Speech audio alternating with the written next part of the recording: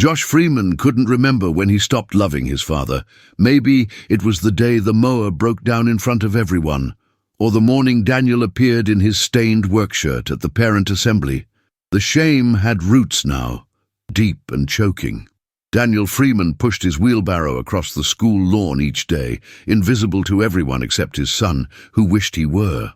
But on a bright October afternoon, black cars arrived like a storm, and a 4-star general stood before the groundskeeper with tears in his eyes and a salute sharp enough to cut through 17 years of blindness. What Josh saw in that moment would rewrite every memory he thought he understood. Daniel Freeman woke at 5:30 every morning to the sound of his own breathing, a rhythm so familiar it had become the architecture of his solitude. The small house on Maple Street held the kind of quiet that comes after years of things left unsaid, the walls absorbing silences like they once absorbed laughter. He sat on the edge of his bed in the blue darkness, his hands resting on his knees, hands that had held rifles and steering wheels and his infant son's fragile head all those years ago. The bedroom was sparse, almost monastic, with a single photograph on the nightstand showing a younger version of himself holding a baby wrapped in a hospital blanket, the mother's absence a permanent shadow in the frame. He had learned to live inside that absence, to make a home in the hollow spaces where someone else's warmth should have been. The morning routine unfolded with military precision, each movement economical and purposeful, a leftover habit from another lifetime. Daniel made coffee in the kitchen, where the linoleum curled at the edges, and the cabinets were painted a faded yellow that had been cheerful once, perhaps decades before he moved in. He listened to the house settling around him, the old bones of the structure creaking in the cold, and thought about his son, sleeping upstairs in the room that had once been filled with action figures and elementary school artwork. Josh was 17 now, nearly a man, with shoulders that had broadened over the summer and a voice that had dropped into a register Daniel barely recognized. The distance between them had grown like a canyon over the years, not through any single catastrophic event, but through the slow erosion of 1,000 small moments. 1,000 times Josh had looked away when Daniel tried to catch his eye. The drive to the school took 12 minutes through streets Daniel knew like the lines on his own palms, past the diner where he sometimes ate breakfast alone, and the gas station where the owner still called him by name. He arrived before the sun had fully risen, parking his old pickup truck in the service lot behind the maintenance building where the other groundskeepers gathered to smoke and complain about their backs. Daniel didn't smoke anymore, hadn't for 15 years, but he stood with them sometimes in a gesture of belonging, listening to their stories about football games and fishing trips and grandchildren. They knew him as a quiet man who did his work without complaint, who fixed things that broke and never asked for recognition, a man so thoroughly ordinary that he vanished into the landscape of the school like the trees he pruned and the grass he mowed. The high school sprawled across 10 acres of manicured grounds, a collection of brick buildings connected by covered walkways and surrounded by athletic fields that Daniel maintained with a perfectionist's attention to detail. He knew every irrigation valve, every weak spot in the fence line, every place where the roots of the old oak trees had buckled the sidewalk.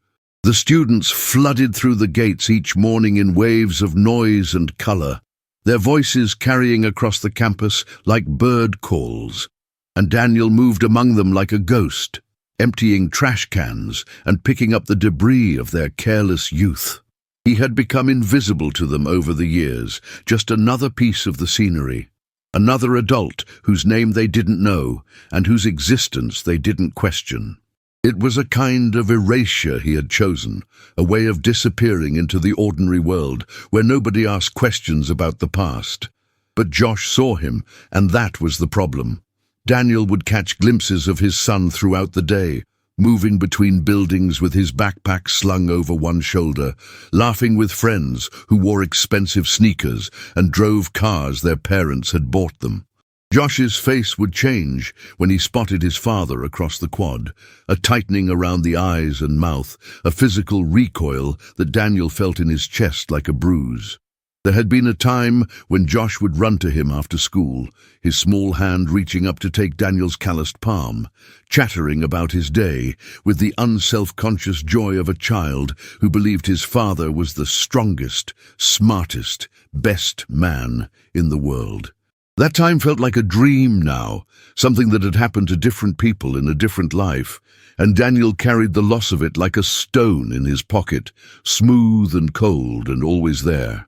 He told himself it was normal, this pulling away, this teenage need to establish independence and distance from the parent who had raised him. He told himself that Josh would come back eventually, that the shame his son felt would fade when he was older and understood more about how the world worked. But on the mornings when he saw Josh deliberately take a longer route to avoid walking past the maintenance shed, or heard the muffled laughter of Josh's friends when they spotted Daniel pushing his wheelbarrow across the lawn, Daniel felt something crack inside him that no amount of rationalization could repair. He had survived things that would have broken other men, had endured conditions and made decisions that still woke him in the night. But nothing in his past had prepared him for the simple, devastating experience of being invisible to his own son. Josh Freeman had perfected the art of strategic invisibility by his junior year, a skill that required constant vigilance and careful navigation of the social geography of the school. He had mapped out routes that minimized the chances of encountering his father during school hours, timing his movements between classes to avoid the quad when Daniel would be emptying the outdoor trash cans, or the east parking lot when he'd be sweeping the fallen leaves. The shame had become a living thing inside him, a creature with claws that dug into his ribs whenever someone mentioned the groundskeeper or made a joke about the maintenance staff. He had learned to laugh at those jokes, to join in sometimes with comments that made his stomach turn, because silence would have been suspicious, and defense would have been social suicide.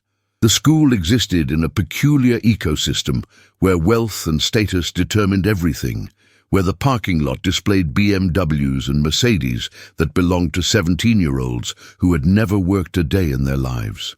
Josh's best friend, Tyler Cunningham, drove a Range Rover his parents had given him for his 16th birthday, a vehicle worth more than everything Daniel Freeman owned combined.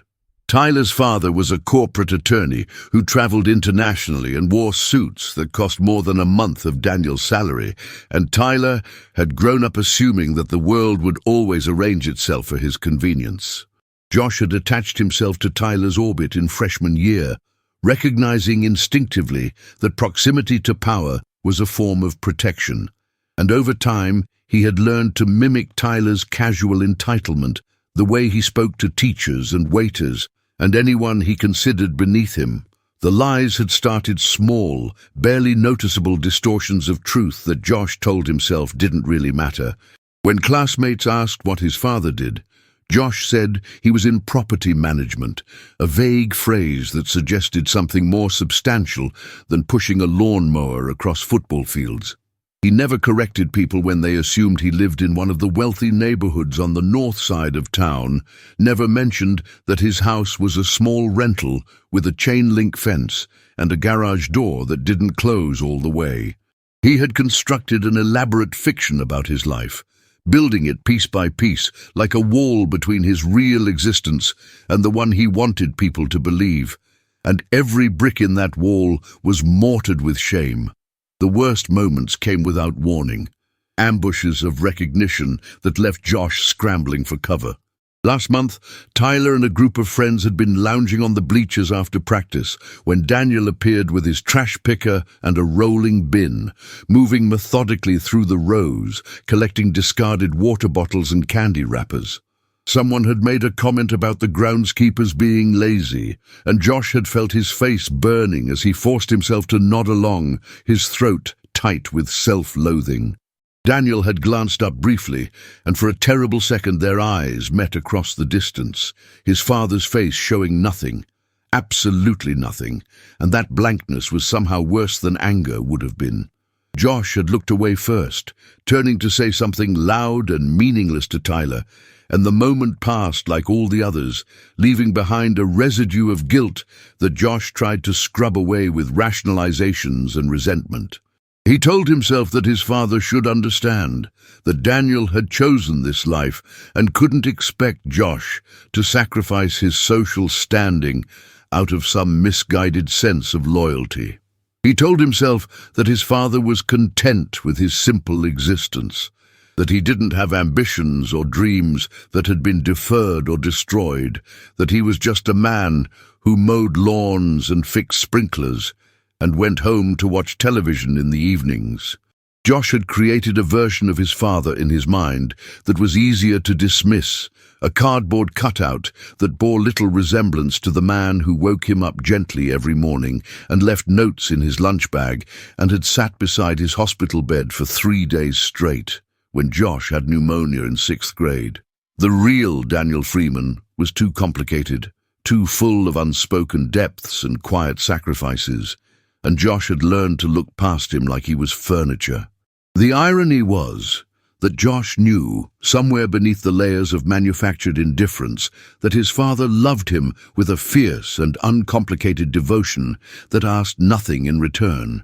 He saw it in the way Daniel's face lit up on the rare occasions when Josh asked him about his day, in the carefully prepared dinners that waited on the table every evening, in the college brochures that appeared on the kitchen counter with certain programs circled in blue ink.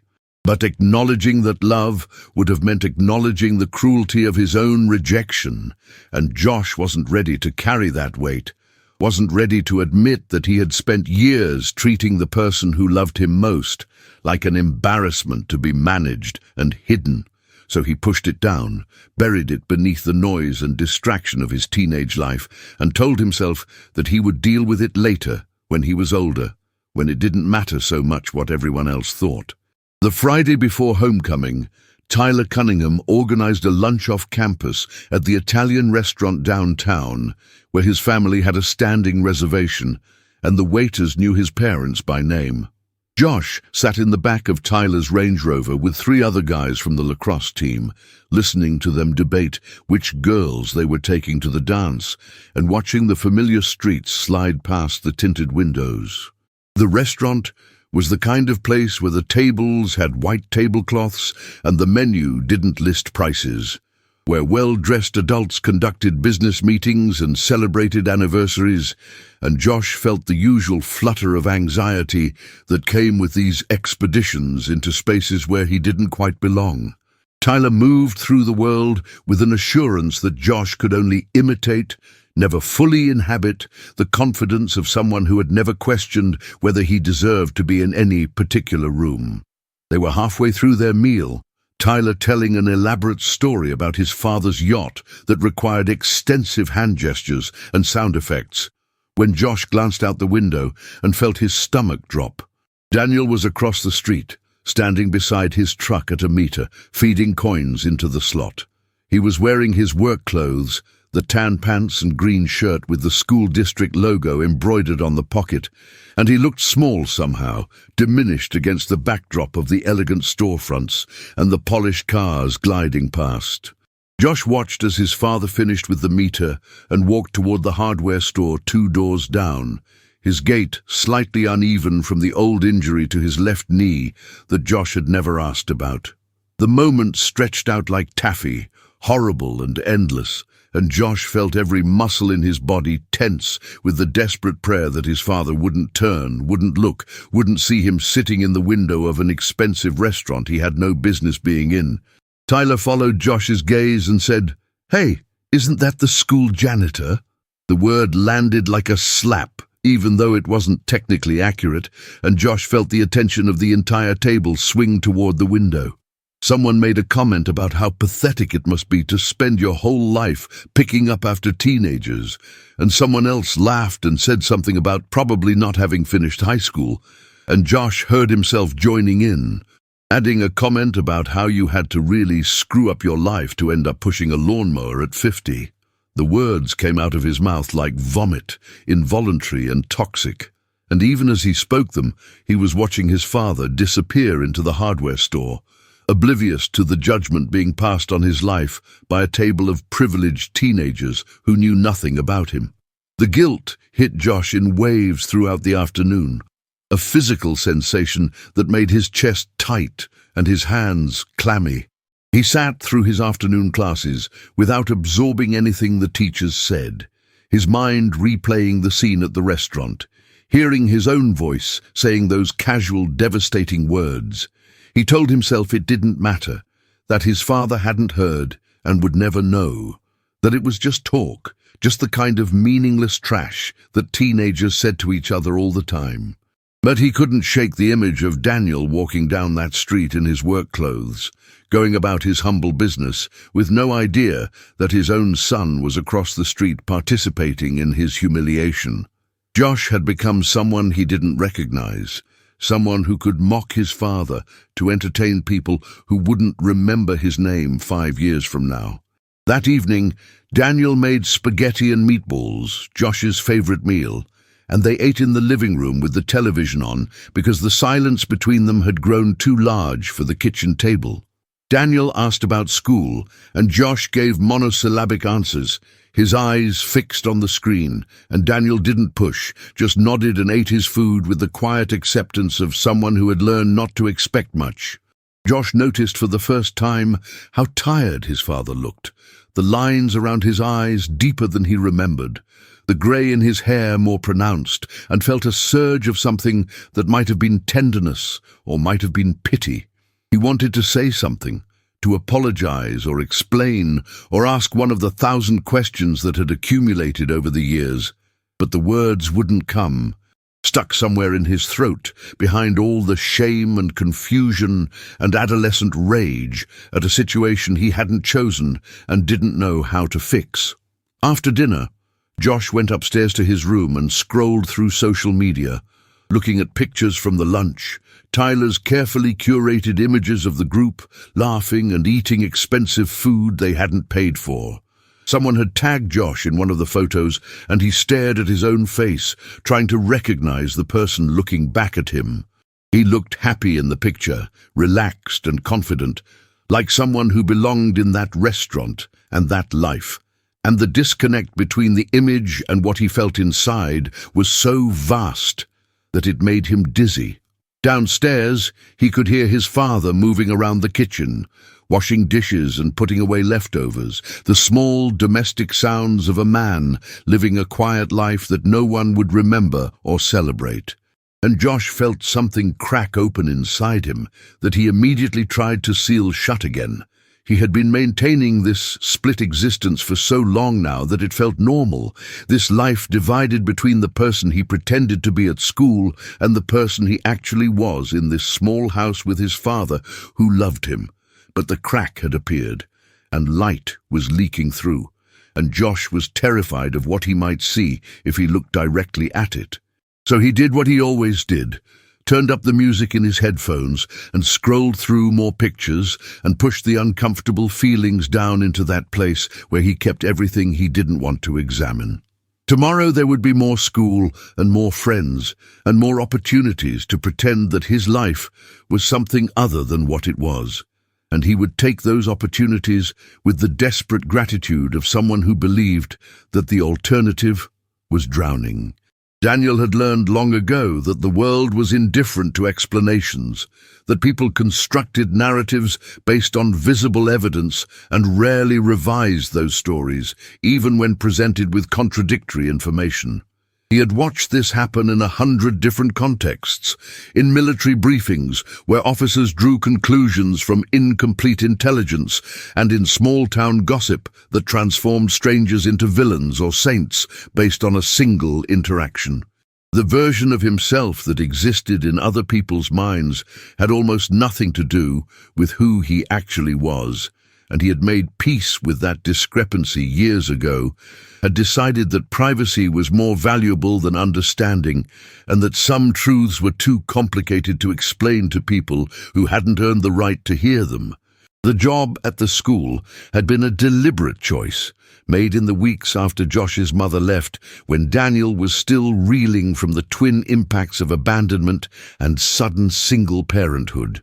He had needed something stable and local, work that would allow him to be present for his son, to pick him up from daycare and make dinner and help with homework. And the groundskeeper position had offered exactly that kind of predictable routine. He had taken a massive pay cut, walked away from opportunities that would have required travel or irregular hours, and folded himself into the simple rhythms of maintaining a school campus. His colleagues assumed he lacked ambition or had failed at something else, and Daniel let them think whatever they needed to think, because the alternative was explaining a past that he had promised not to discuss. The classified mission that had changed everything had taken place 19 years ago, in a country whose name Daniel was still not authorized to speak, during a conflict that existed in official records only as a series of redacted documents and denied operations. He had been part of a small team, extracted from various special operations units, brought together for a task that required specific skills and a willingness to operate completely outside the normal military chain of command. The mission had gone wrong in the way that missions sometimes do, bad intelligence combining with worse luck, and Daniel had made a series of split-second decisions that had saved most of his team, but cost him the use of his left knee and 3 fingers on his right hand that had been surgically reattached but never worked quite right.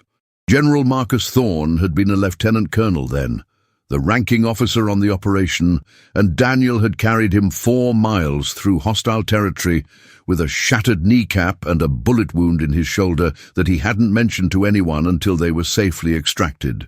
The general had tried to put Daniel in for a Medal of Honor, but the classified nature of the mission meant that the recognition would have to be equally classified, buried in a file that almost no one would ever read.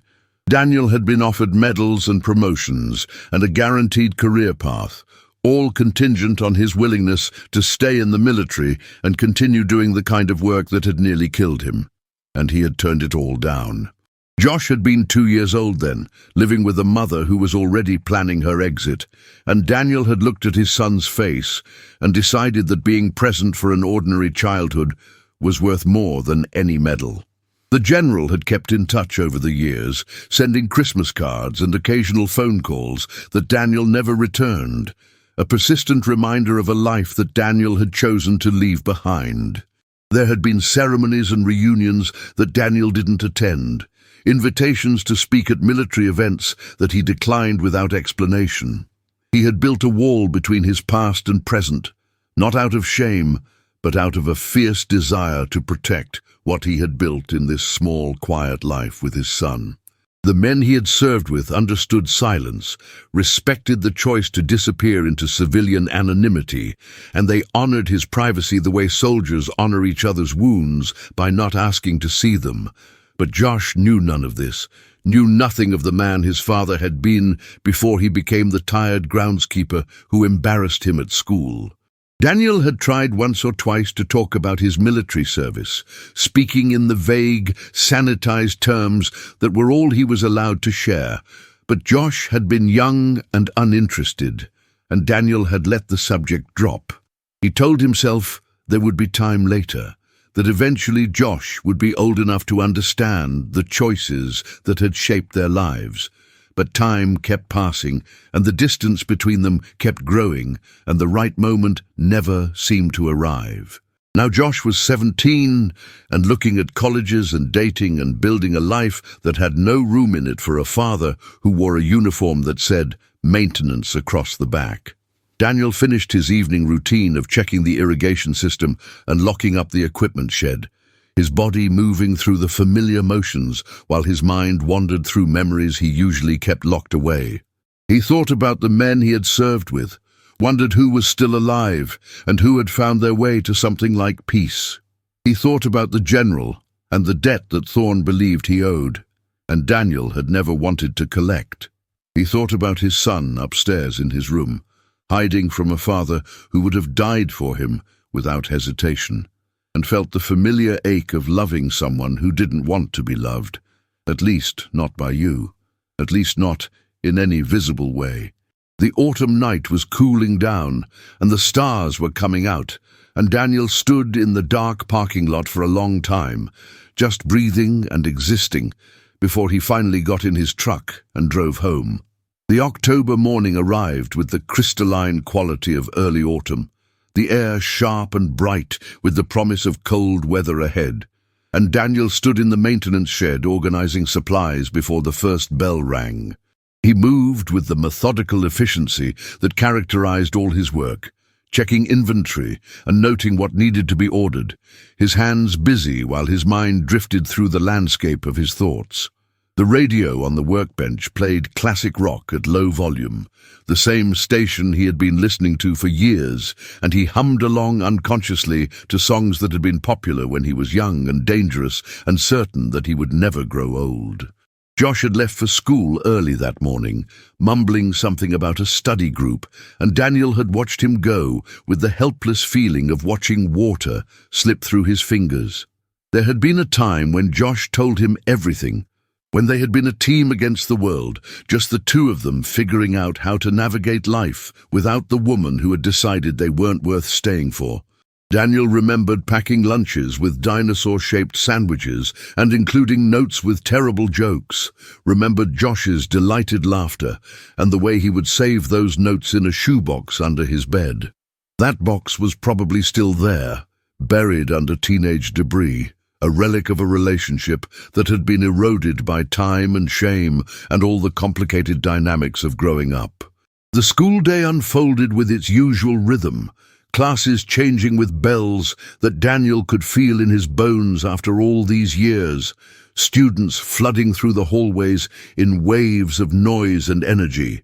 He worked through his assignments, repairing a broken fence section near the athletic fields and treating a patch of lawn that had developed some kind of fungus.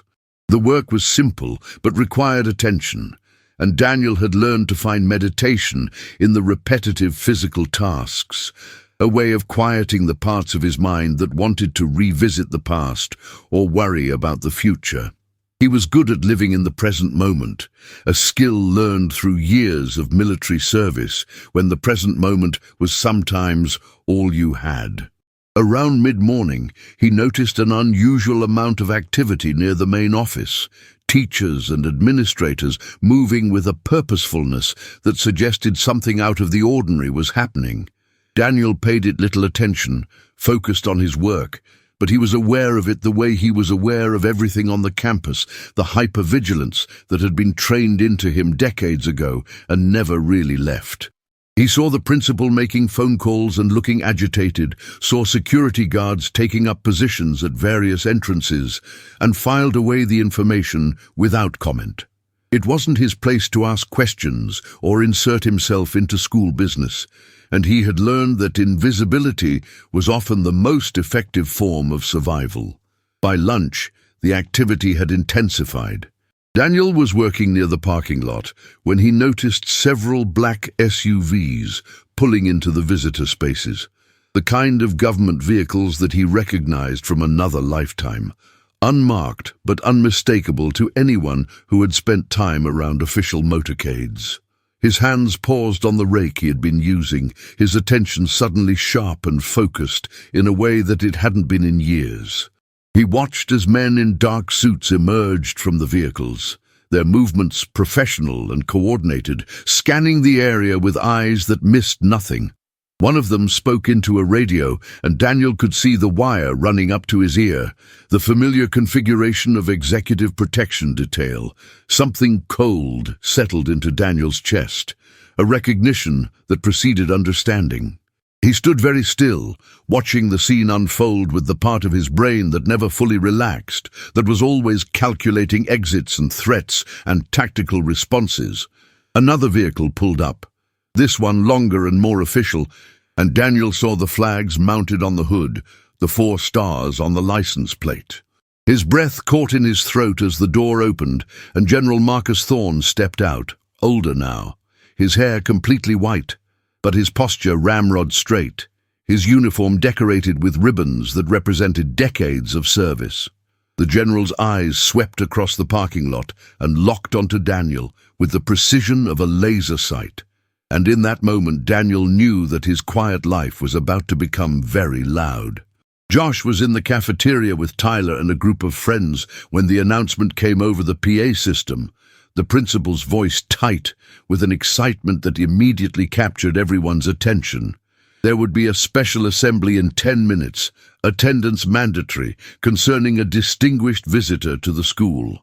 The cafeteria erupted in speculation and complaint, students groaning about disrupted lunch periods and making jokes about whatever boring speech they were about to endure. Tyler rolled his eyes and made a comment about how these assemblies were always a waste of time, and Josh laughed along with everyone else, gathering up his trash and following the crowd toward the gymnasium.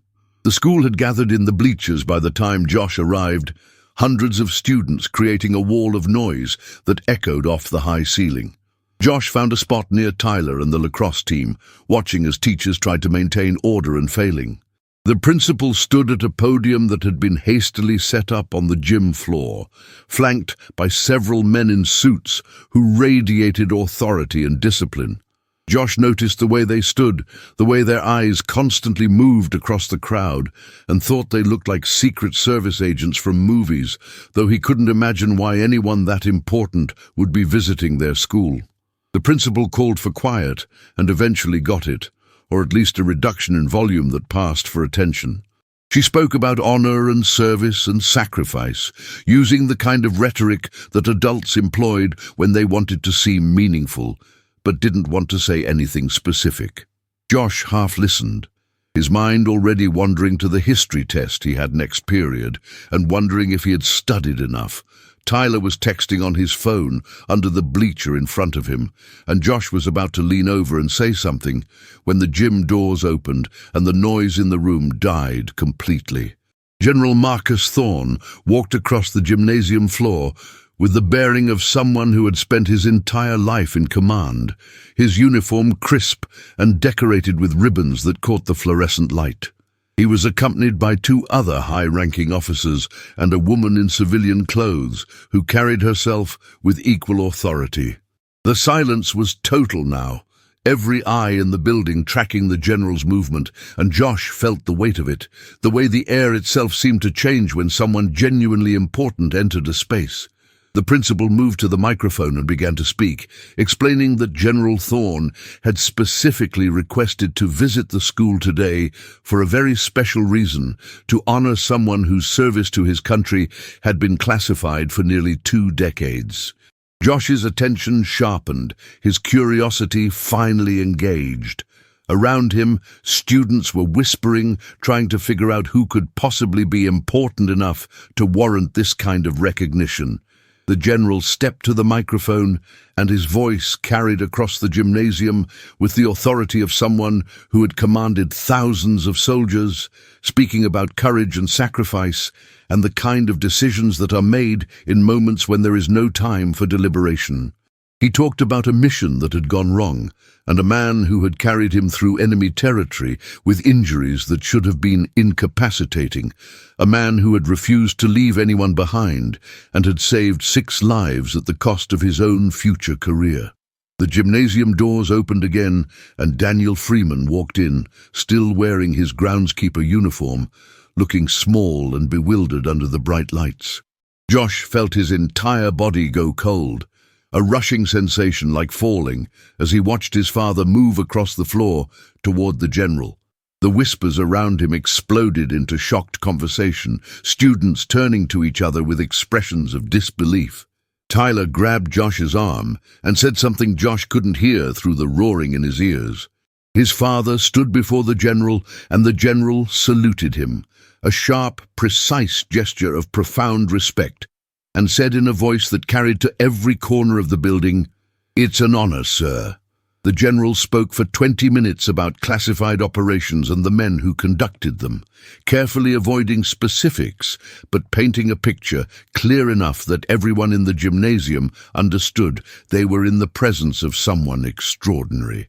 He talked about how Daniel Freeman had been selected for a special operations unit based on skills that included tactical expertise, language proficiency, and an ability to make life-or-death decisions under impossible pressure. He described the mission in broad strokes: the hostage rescue that had turned into an ambush, the firefight that had left half the team wounded and trapped behind enemy lines. He spoke about Daniel carrying him 4 miles while injured himself, refusing to leave despite orders to save himself, and how that decision had allowed everyone to survive. Josh sat frozen in the bleachers, his entire understanding of reality fragmenting and reassembling into a new configuration that included a father he had never known. Around him, students stared at Daniel Freeman with expressions that ranged from awe to confusion, and Josh could feel their attention shifting to him, recognizing the resemblance, making the connection. Tyler said, "Holy shit, that's your dad." And Josh couldn't respond, couldn't make his voice work, couldn't do anything but stare at the man standing on the gym floor in his work clothes, accepting the public gratitude of a 4-star general. The shame that had been his constant companion for years was transforming into something else, something that felt like his chest was being crushed from the inside. The general produced a box containing medals that should have been awarded 2 decades ago, decorations that had been classified until recently, when some documents had been declassified and certain stories could finally be told. He pinned them onto Daniel's uniform shirt, the fabric not designed for such honors, but receiving them anyway, and Daniel stood still throughout the ceremony with an expression that suggested he would rather be anywhere else. Josh saw his father's discomfort, recognized the way he held his body when he wanted to escape a situation, and realized that Daniel had never wanted this recognition, had actively avoided it for years, had chosen obscurity over glory because he valued something more than medals and public acknowledgement. The assembly ended with a standing ovation that started slowly and built into something thunderous, students and teachers rising to their feet to applaud a man they had walked past every day without seeing. Josh stood because everyone else did, his hands moving mechanically to clap, his eyes burning with tears he absolutely could not shed in front of his entire school. He watched his father shake hands with the principal and the other officers, watched the general embrace him with obvious affection, and felt like he was watching a stranger, except this stranger had made him breakfast every morning for 17 years and never once mentioned that he was a war hero. The students filed out of the gymnasium in a buzz of excitement and speculation, everyone talking about the amazing assembly and the incredible revelation about the groundskeeper. Josh moved through the crowd in a daze, barely registering the people who tried to talk to him, the classmates who suddenly wanted to be his friend now that his father had been revealed as someone remarkable. Tyler was talking rapidly about how insane the whole thing was, asking Josh questions he couldn't answer, and Josh finally said he needed to use the bathroom and escaped into the nearest restroom, where he locked himself in a stall and tried to breathe through the panic attack that was building in his chest. He thought about every dismissive comment he had made, every time he had hidden from his father or pretended not to know him, every cruel joke he had laughed at or encouraged. He thought about the lunch at the Italian restaurant just a week ago, his own voice saying those casual, devastating words about his father being a failure. The guilt was a physical weight, crushing him from the inside, and Josh realized that he had spent years rejecting the one person who had sacrificed everything for him, had chosen a simple life and simple work so that Josh could have stability and presence and love. His father could have had a career in the military, could have been important and decorated and respected, but he had walked away from all of it to be there for a child whose mother hadn't wanted him. Daniel left the school immediately after the assembly, slipping out a side exit while the principal and the general were still talking to reporters who had materialized with cameras and microphones. He drove home with his hands gripping the steering wheel too tight, his jaw clenched against the flood of emotions that the public recognition had unleashed. The house was empty when he arrived, silent and familiar, and he changed out of his uniform with shaking hands, putting the medals in a drawer where he wouldn't have to look at them. The general had meant well, had been trying to give Daniel something he thought was owed, but all he had done was tear down the walls that Daniel had carefully constructed to protect his quiet life and his son's normal adolescence. The afternoon passed in a blur of phone calls that Daniel didn't answer and text messages he didn't read. The local news wanted interviews, the school district office wanted to congratulate him, colleagues from the military were reaching out after years of silence. Daniel sat in his living room, with the television off and the curtains drawn, waiting for his son to come home and dreading the conversation that he knew they would have to have. He had kept his past separate from his present for good reasons, because he didn't want Josh to grow up in the shadow of a father's war stories, didn't want his son to feel obligated to live up to some heroic image that had nothing to do with who they actually were. Josh came home just after 5, his truck pulling into the driveway with a tentativeness that suggested he had been sitting somewhere gathering courage. Daniel heard the front door open and close, heard his son's footsteps pause in the hallway, and then Josh appeared in the living room doorway looking like he had aged 5 years in a single afternoon. His face was blotchy and his eyes were red-rimmed, and he stood there with his backpack still on his shoulders like he wasn't sure if he was staying or leaving. Daniel gestured to the couch, and Josh came forward slowly, dropping the backpack and sitting on the edge of the cushion, with his hands clasped between his knees, staring at the floor like it held answers to questions he didn't know how to ask. The silence stretched between them, not the comfortable silence of people who understood each other, but the terrible silence of people who had lost the language to communicate. Daniel wanted to say something that would make this easier, that would explain everything in a way that Josh could understand, but the words felt inadequate before they even formed.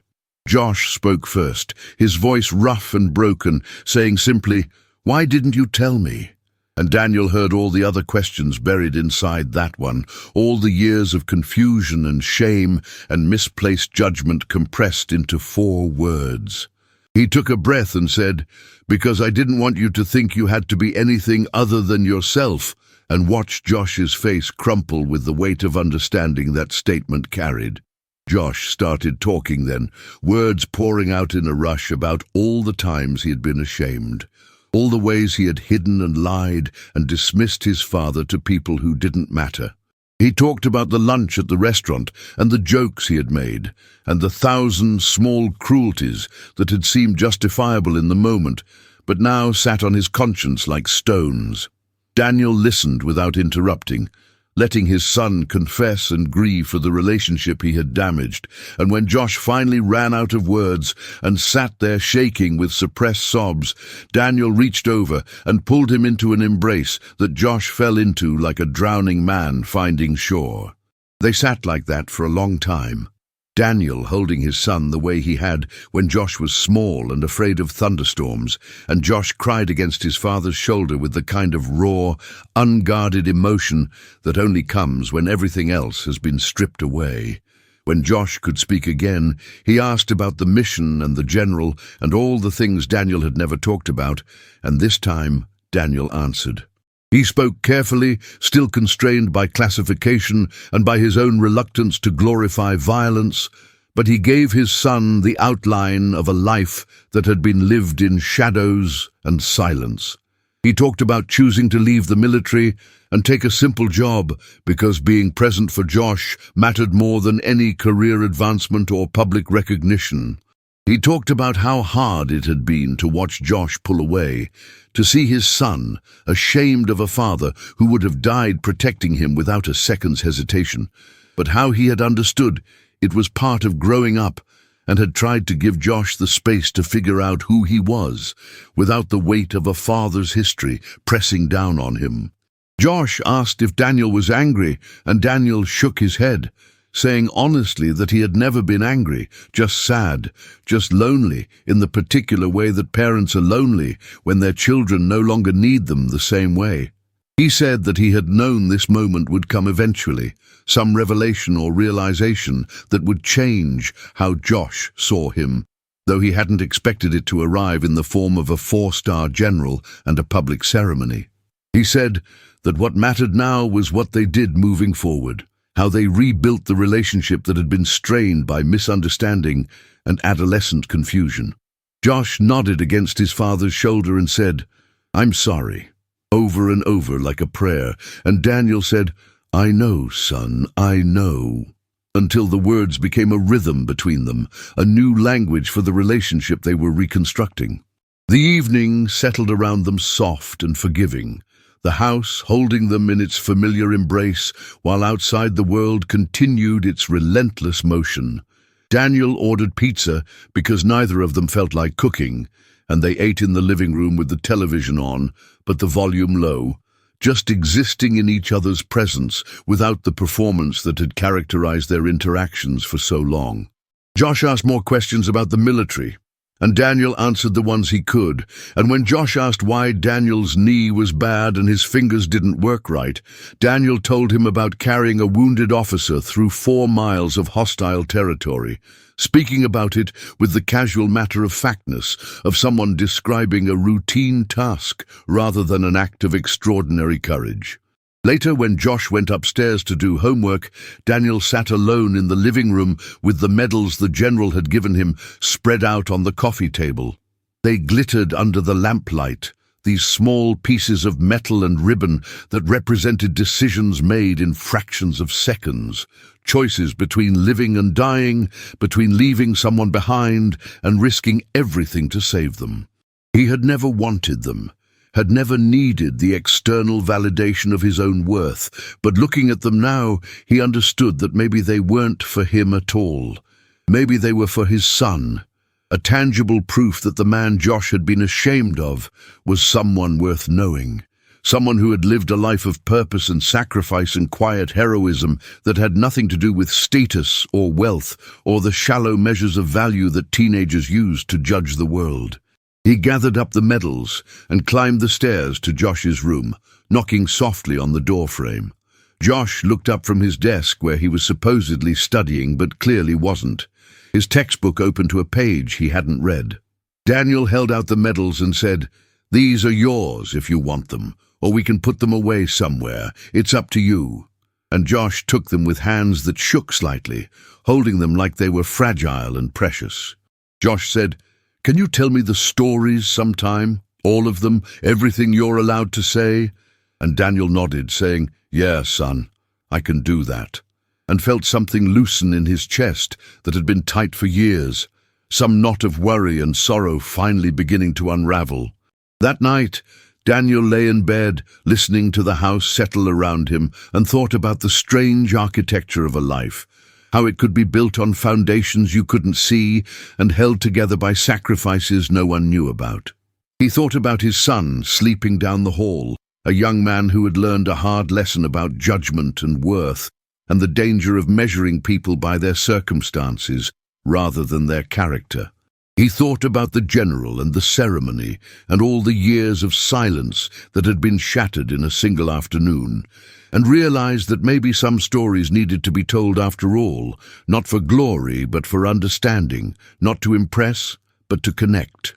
The shame that had poisoned his relationship with Josh was gone now, burned away by truth, and what remained was the possibility of something better, something built on honesty and mutual respect, rather than the fragile performance they had both been maintaining. The next morning, Josh came down to breakfast earlier than usual, sitting at the kitchen table, instead of grabbing something on his way out the door. Daniel made eggs and toast, and they ate together in companionable silence, the comfortable quiet of people who didn't need to fill every moment with words.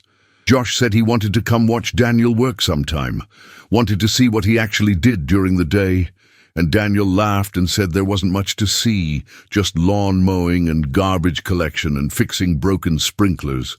But Josh insisted that he wanted to understand the job that his father had chosen, the work that had allowed them to build the life they had. Daniel agreed, touched by the gesture, and they finished their breakfast talking about ordinary things, the weather and Josh's upcoming history test, and whether they should finally fix the garage door that never closed properly. As Josh prepared to leave for school, he paused at the door and turned back to his father, his expression serious and open in a way it hadn't been in years. He said, "I'm proud of you, Dad, not because of the medals or the general or any of that stuff, but because you chose to be here. You chose me over everything else." And Daniel felt tears prick at his eyes, these rare and precious words from a son who had finally learned to see past the surface of things. He pulled Josh into a brief, fierce hug and said, "You're the best thing I ever did with my life. Everything else is just noise," and released him before the moment could become too heavy for either of them to carry. Daniel watched through the window as Josh's truck pulled out of the driveway and disappeared down the street, heading toward a school where everything had changed and nothing had changed, where the students would still be noisy and careless, and the lawns would still need mowing, and the trash cans would still need emptying. But his son would walk through those gates differently now, carrying himself with the quiet confidence of someone who knew where he came from and what his father had sacrificed to give him a normal life. The shame that had defined their relationship was gone, replaced by something stronger and more durable, built on truth and mutual understanding, and the fierce, uncomplicated love that had always been there, waiting beneath the surface for them both to recognize. Daniel poured himself another cup of coffee and stood at the kitchen window, watching the morning sun illuminate the ordinary street where his ordinary life unfolded day after day. He thought about the medals upstairs in Josh's room, and the general's salute, and all the years of silence that had been necessary to protect what mattered most. He thought about how easy it was to misjudge people based on what you could see, how the groundskeeper pushing a lawnmower was also the soldier who had carried wounded men through enemy territory, how the embarrassing father was also the hero who had sacrificed his future for his son's present. The world would never know most of the story, and that was fine with Daniel, because the only person whose understanding mattered had finally seen him clearly, and that was worth more than any medal or public recognition could ever be. The phone rang with another call from a reporter, and Daniel let it go to voicemail, finishing his coffee in the quiet kitchen that held the history of their small, resilient family. Outside, the autumn morning was beautiful and ordinary, full of the small tasks and simple pleasures that made up a life worth living. Daniel rinsed his cup and prepared to head to work, to the job he had chosen and never regretted, and felt something like peace settle over him, the deep satisfaction of a man who had lived according to his values and raised a son who was finally beginning to understand what really mattered in this complicated, beautiful, heartbreaking world.